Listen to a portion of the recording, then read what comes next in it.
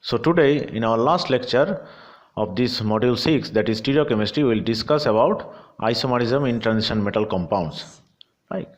So just like isomerism in organic chemistry, this isomerism in coordination complexes can again be divided into two main classes, right? One is the structural isomerism, which is the counterpart of this our constitutional isomers in organic chemistry, and the other is the stereoisomerism. Right? So again, as we know, the structural isomerisms are nothings but have different connectivity, right? They have different connectivity, like something, say this is a sorry, right? So these are they will fall under structural isomerism. Whereas stereoisomerism, as in the case of organic chemistry, here also they have same structure, same connectivity, but the only difference is their orientation of the atoms in space, right? Now again, as before, this stereoisomerism can be divided in two broad classes, that is geometric or diastereoisomers and enantiomers, which are optical actives, right? This structural isomerism is again can broadly different in many classes. We will discuss here mainly the four main classes, right, one by one. So without much delay, let's start. So first, as we said, we will discuss structural isomerism, and within them the first one is our ionization isomers. Now what are ionization isomers?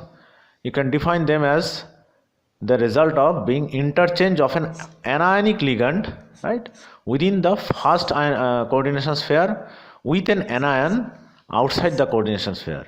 Now this will be clear with an example. See here the cobalt complex here, right? The bromine is an anionic ligand, right? This is an anionic ligand in the first coordination sphere, right? So this is the first coordination sphere. This is again an octahedral complex, and this is the anion that is counterbalancing the charge of the complex ion. And here in you see in the red complex, right, everything other things remaining same, right? The only thing that is changed is the interchange of bromine with the sulfate, right? The oxidation number here remains same, everything else. So ionization isomers are this kind of stuffs, right? And if you dissolve them separately, right, in this case water, right, they will give off different ions, right? Here they will give sulfate, and here this will give bromide ions. Now apart from the color, we can distinguish between these two by chemical methods also, other chemical methods. Now suppose if you add, say, barium chloride solution, right? We know this is a test for sulfates solution. You will end up with white precipitate of barium sulfate, right? Right? Whereas this will end up giving barium bromide, right? So barium bromide again soluble, so there will be no change. Now if you give silver nitrate here, silver nitrate solution, right, in both the cases, here it will form silver sulfate, right, which forms white precipitate, but it will be soluble. Whereas here it will form silver bromide, and as we know, we already discussed these things. This silver bromide will be yellow, right? And we discussed that in our module 5 that this is has a much more covalent character, right? So it is less soluble in water or other solvents. So by this way you can distinguish. But our point of discussion here is ionization isomerism. So this is one of the example of ionization isomers, and you can have thousands of examples in the books or other literatures. You can find them. The next one, also within the structural isomerism, is hydration isomers, right? Now see this one, this complex here, we have not written in conventional way, right? This is in older times the complexes were written like this, and in many compounds also you have seen something written in this dot H2O type of things, right? This is called your so-called water of crystallization. One of the most common example is copper sulfate dot 5H2O, right? Now where these waters are, right? So they are actually in the coordination sphere, right? Okay, now what about this example? Here we have chromium chloride and 6 water of crystallization, right? Now this particular formula, right, with this particular formula we have 3 kinds of compound, one green, one violet and one blue green in color, right? And after chemical analysis it was found out that they have different types of different amount of chloride ion which are outside the coordination sphere, right? And how it was found out? See, it was just as we did for the silver nitrate, the ionization isomers, right? Here also you can add, if you add silver nitrate in all the cases, right? What will it end up? It will end up one equivalent of silver chloride, right? If you start with one equivalent, of course, if we start with one equivalent, then it will end up with precipitating one equivalent of silver chloride. Whereas in this case, you will have 2 equivalent of silver chloride precipitated, right, which can be dried and filtered, dried and weighed and found out, right? And in this case, you will have 3 equivalent, right? So because this will give in 3 chloride ions, whereas it will furnish what, 2 chloride ions in solution, whereas this will furnish only 1 chloride ion in solution, right? So this kind of isomerism, where there is a difference of number of interchange in the number of water molecules as a ligand in the first coordination sphere and outside it, these are called hydration isomers. Okay. Next is our coordination isomerism. Now this is possible only when both the cation and the anion are complex ions. See, in this case here, the first example, we have a cobalt complex as the cation, right? And the second example, we have a chromium complex as the anion, right? Here it is chromium 3 and it is cobalt 3. So the charge is balanced, right? And see, here you have chromium 3 and cobalt 3. Again, so what is changing? The ligands has been exchanged, right? And so the cation, in the first example, the cation was cobalt, the cation complex ion had cobalt as the metal, and the anion, any part of the complex ion, had chromium as the metal ion, right? Which is reversed in the isomer, the coordination isomer of it, where you have chromium in the cationic part and cobalt in the anionic part, right? So either you can have the same different metal ions in same oxidation state. You can have coordination isomerism like that. You have here what, different metal ions in the same oxidation state, right? Or you can have same metal ions as in the last case, or also in this one, right? In the third example, with the platinum one, you have the same metal ion, but now you have different oxidation states. So one thing has to differ, either the metal ion or the oxidation state, right? In both cases, you see here also the oxidation state is changing between the cationic part of the complex and the anionic part, and everything else is same. Okay, so this is coordination isomerism. And lastly, we will discuss within the structural isomerism, very important one and very commonly found also, the linkage isomerism. Now this kind of isomerism can be formed when a ligand which can bind in more than one way is attached to the metal ion, right? Like this SCN, right? It can either bind with the N or with the S also, right? So these kind of ligands are called ambidentate ligands, right? The name comes from amphibians, right? So now this thiocyanate ambidentate ligand, in this example you see these two linkage isomerism. You see in this case the first one, it is bonded with N, right? And it is denoted as the italics capital N here, whereas in this case, the second case, it is bonded with S. So this is called linkage isomerism. So in all these cases, this hydration, linkage, coordination, right, and ionization, what we have found? We have found that they have different connectivity, right? Different connectivity, right?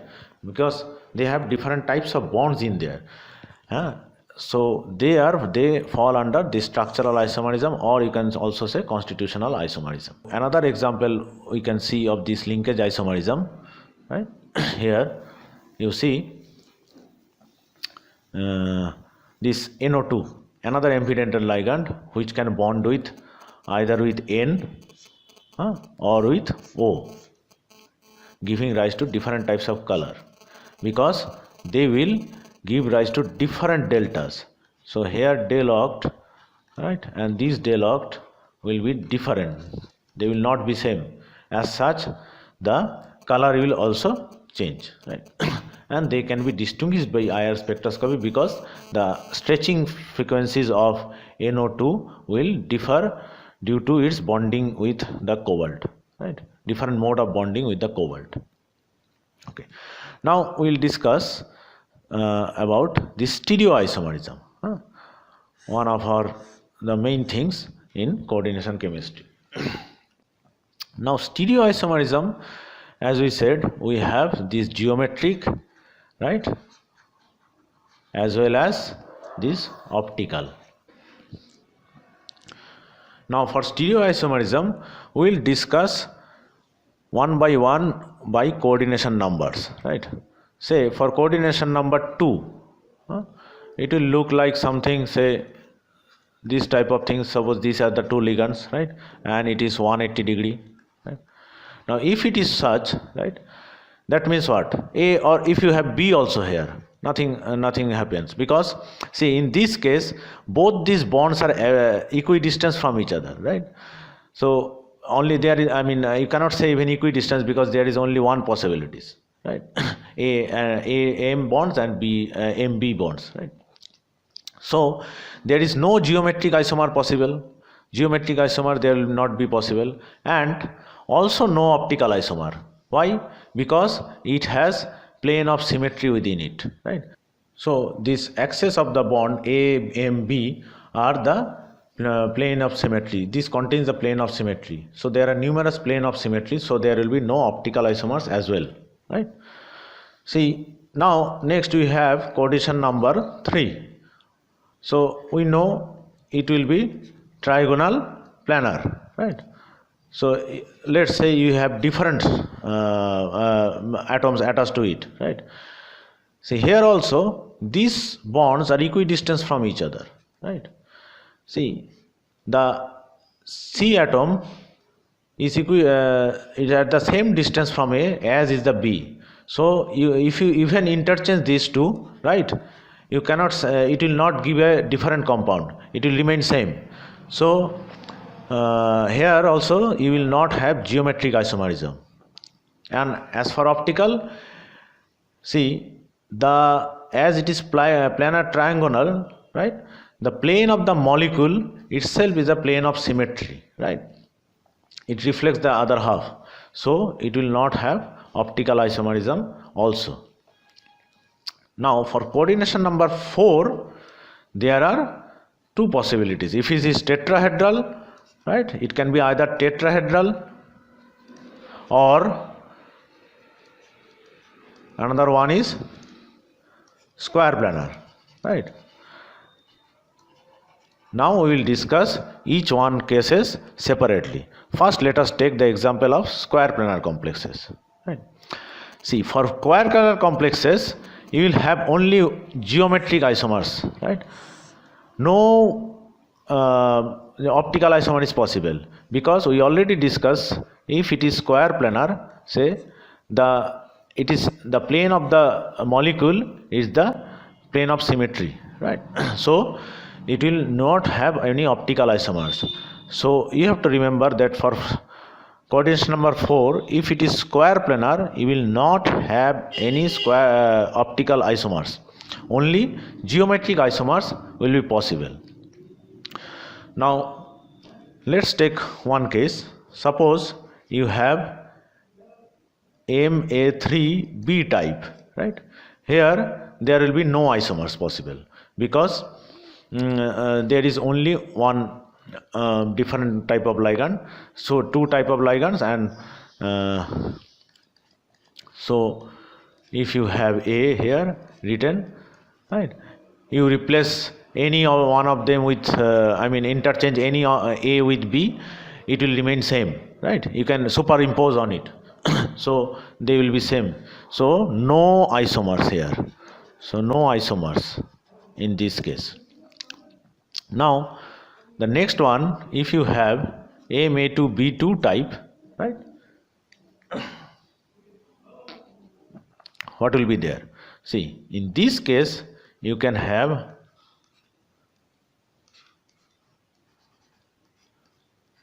two situations.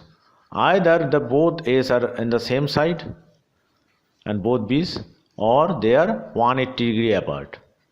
And you already guessed right that this one, we say these are cis and these are as trans, right? So there will be two isomers in case of Ma2b2 type.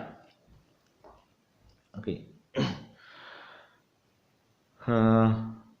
Next, if you have say M A2 B and C, then how many isomers are possible? Let's draw. So suppose you have something like this, and another possibility is you put the A in trans position and B here and C here, right? So again we have the same, only two types, right? Cis and trans. Though we have another type of ligand, this time we have three types of ligand, but the number of isomers does not change. It is same here also, right? Because you can try drawing any other molecule with any other with this three type of ligand around the M. You can arrange it as you wish, but you can transform it. It will be same, identical with either the cis one or the trans one. You cannot draw the third one. Now if you have all four type of ligand, then say A, B, C and D, right? If you have all this, then how many is possible?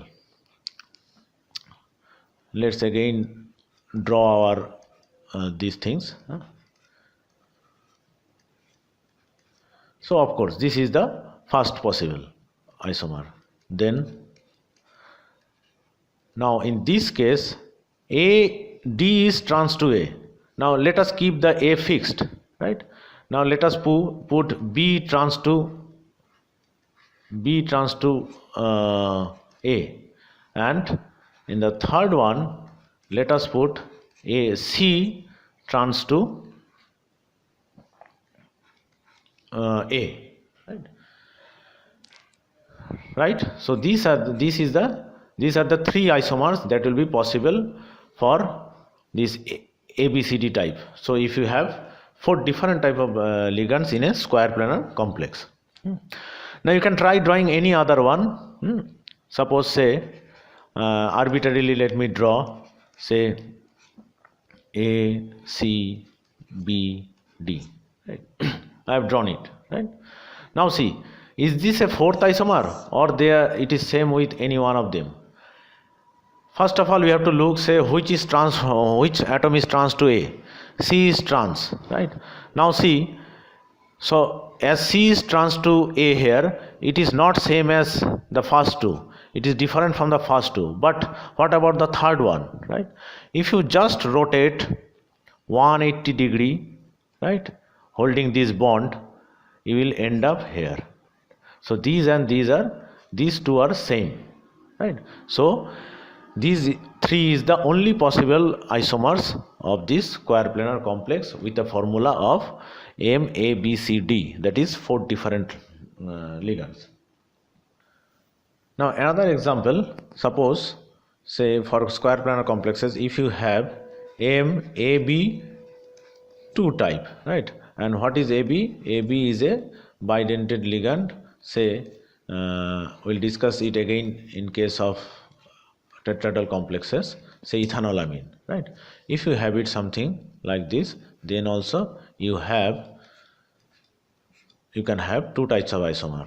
Suppose say, let's say BA, it's like this in one of the cases, and the other isomer will be this is the cis one, and this other will be the trans. Okay. Next, in case of tetrahedral, also again with the coordination number 4. So in coordination number 4, we had square planar complexes which only had geometrical isomers, no optical isomers. And with coordination number 4, if the geometry is tetrahedral, then what we have? We have only optical isomers now, no geometric isomers. Why? See, in case of these tetrahedral complexes, what you have? You have, suppose this yellow atom is here, right? Say this is B. Okay, now this B is equidistant from all the other three, as in a tetrahedral. So there is nothing called cis or trans, right? If A is replaced here, then also it will be equidistant. So there is no geometrical isomerism for tetrahedral complexes. Only you have optical isomers, and that optical activity occurs if you have 4 different type of ligands around the metal atom, right? As in the case of chiral carbones, if you have 4 different type of groups around the metal ion, you will have a non-superposable mirror image, right? As we already discussed in our we discussed this kind of mirror image relationship in our previous lecture, that it is not superimposable, so they will give optical activity, right? Another possibility is if you have a complexes of this type, right? AB. What is AB? AB is chelating ligand, right? Chelating ligands. So they can suppose this amine, ethanolamine, right? So it can coordinate with this nitrogen also and here also. So they form a rings.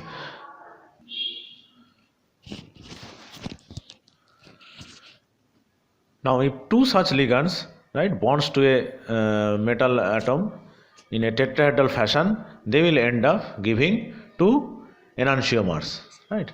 Again you see these are mirror images which are non-superposable, right? If you rotate it, you can match one of the ligands but not the other one. They will not match. Okay. So for tetrahedral, we only have optical isomers, no geometric isomers. Now for octahedral complexes,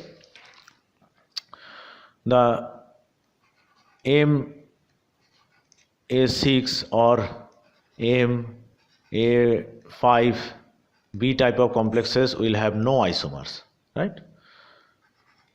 No isomers, be it optical or geometric, right?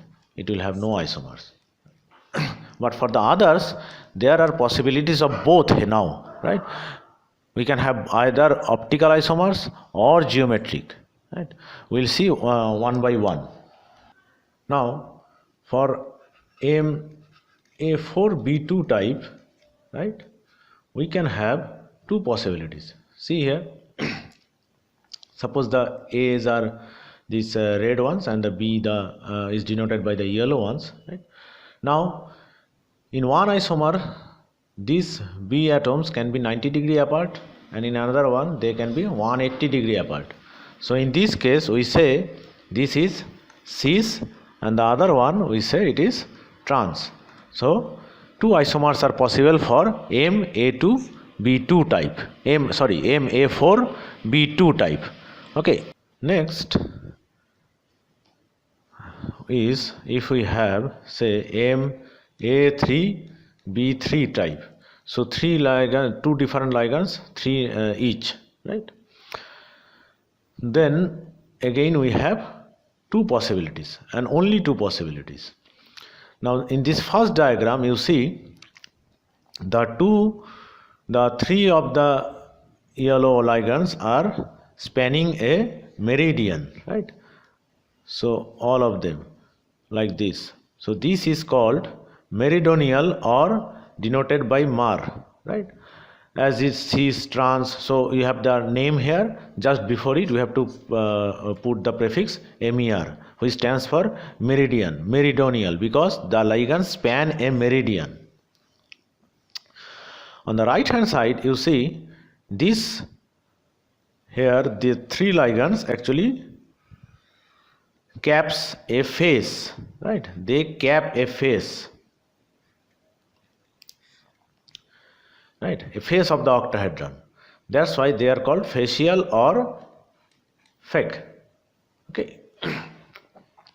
Here they span a meridian and here they span a face, right? So they are called facial or meridional. So for MA3B3 type you have two possibilities, FEC and MER. Now with this FEC and MER, if you have MA3BC type, right? We can just play around it. See, suppose I am doing it blue. Okay, so this is the C for now. Okay, so make any one of them as C. So suppose C, this is C and these are B's. Okay. Now you see, first let us consider this one.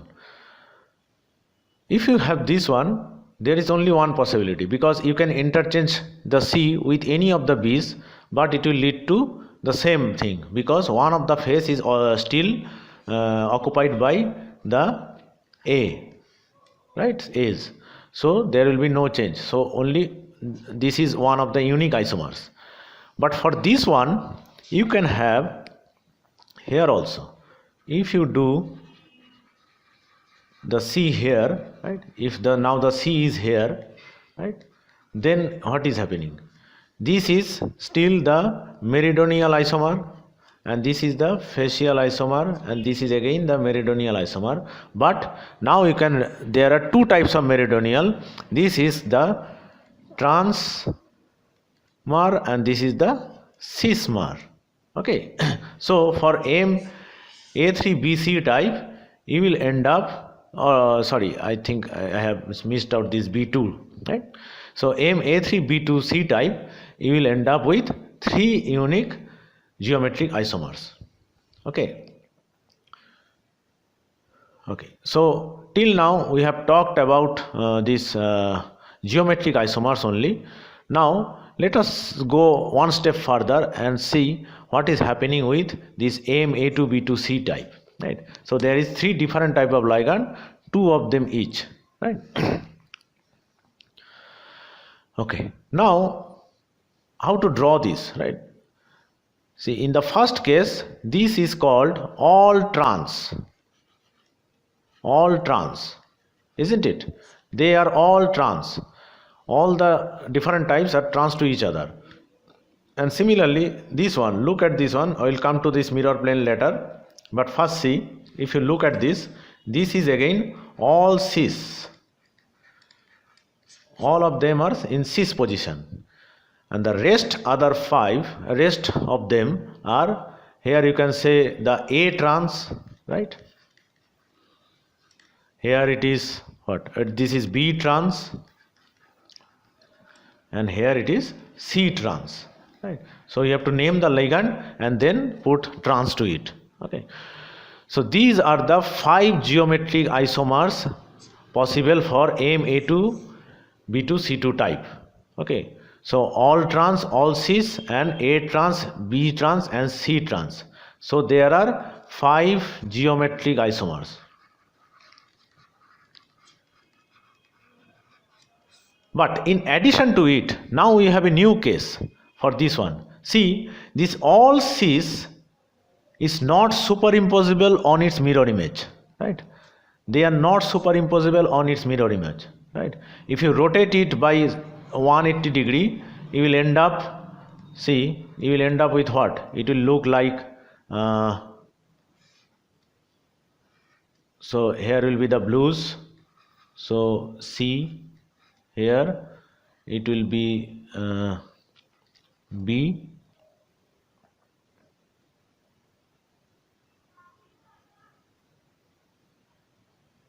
yeah, so it will be B here and A here. Okay, so see, these does not match, right? They do not match, right? So they are not superimposable. So this all cis will generate one more isomer, that is enantiomer. Now these are enantiomeric pair, but the geometry of them, geometrically, I mean, they are not different geometric isomers. They are not diastereoisomers. They are optical pair of enantiomers, right? These are optical isomer also, optically active. But if someone asks you that how many geometric isomers, you have to say it has 5 geometric isomers. Okay.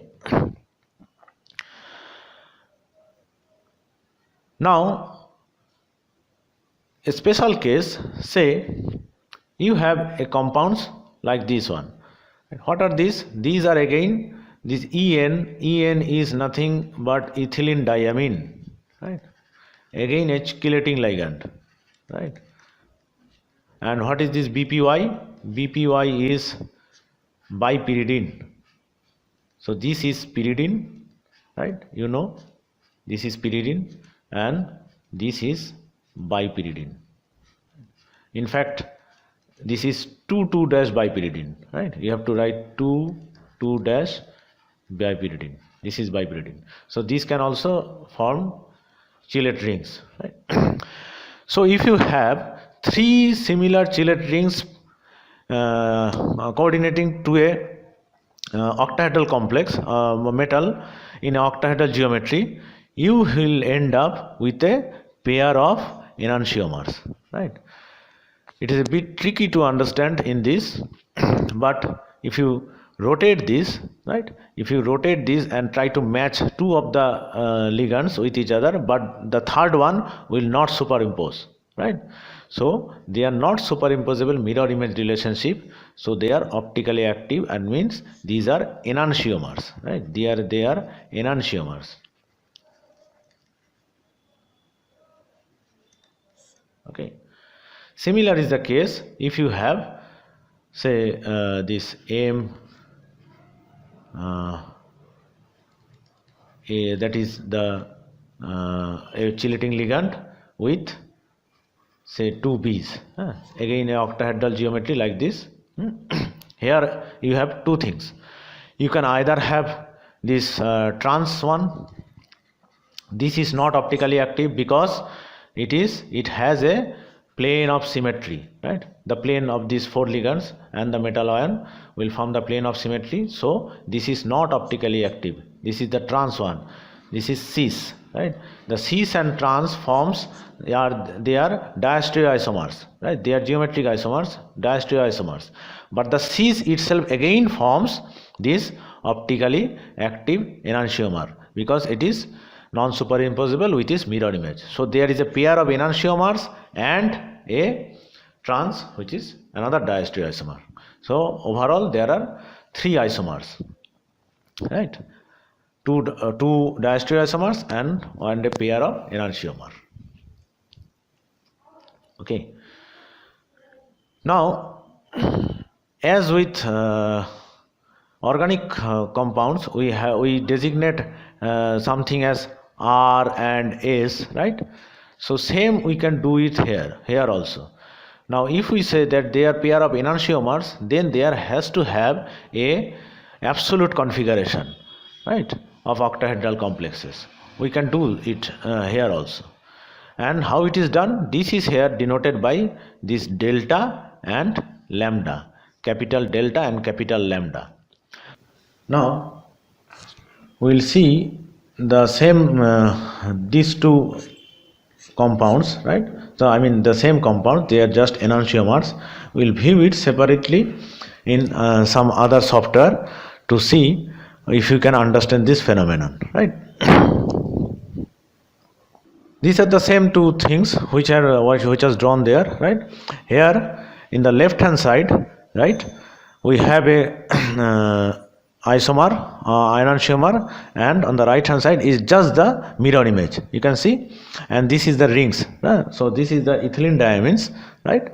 This is the ethylene diamines capping the face, capping the octahedral coordination sphere of an metal atom.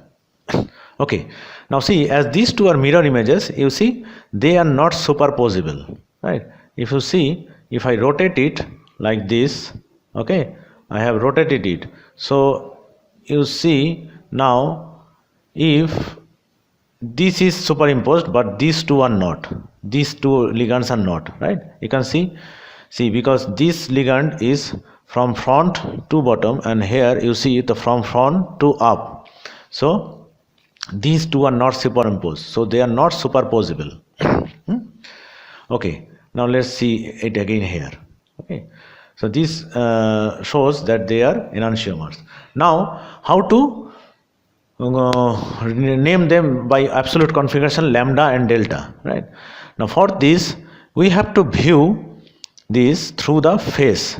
Suppose I view it through this one. See, this is the triangle I make. Okay, right? Now here also I have to view it from this viewpoint. Okay, so again you see from here also you can see that they are mirror images, right? Exactly, they are mirror image to each other, right? There are some differences because I have drawn it separately because it's not copied and pasted, but you can easily see that they are still the mirror images. Now you see in this triangle, right, here so this triangle is from this side on the top, and the three other face, another face that makes the triangle at the bottom, right? You see here, if you go from top to down, you are going clockwise in each cases. See, you are from top to down, and in this case, right, if you see, if you go from top to down, you are actually going anti-clockwise, right? Top to down you are going anti-clockwise, top to down you are going anti-clockwise. This is what is shown here, right? If you, so in for this case it is like you are going from top to down, you are going clockwise, and here it is anti-clockwise. If you are going clockwise, then you rename it as delta, right? It is delta, right? Delta isomer. And if it is anti-clockwise, then it is lambda isomer, right? So you just know this. So as in R and S, if one compound is R, the mirror image will be S. So here also it is similar. If one is delta, then other will be S. Okay. So with this we end the stereoisomerism stereochemistry module of our AICT chemistry.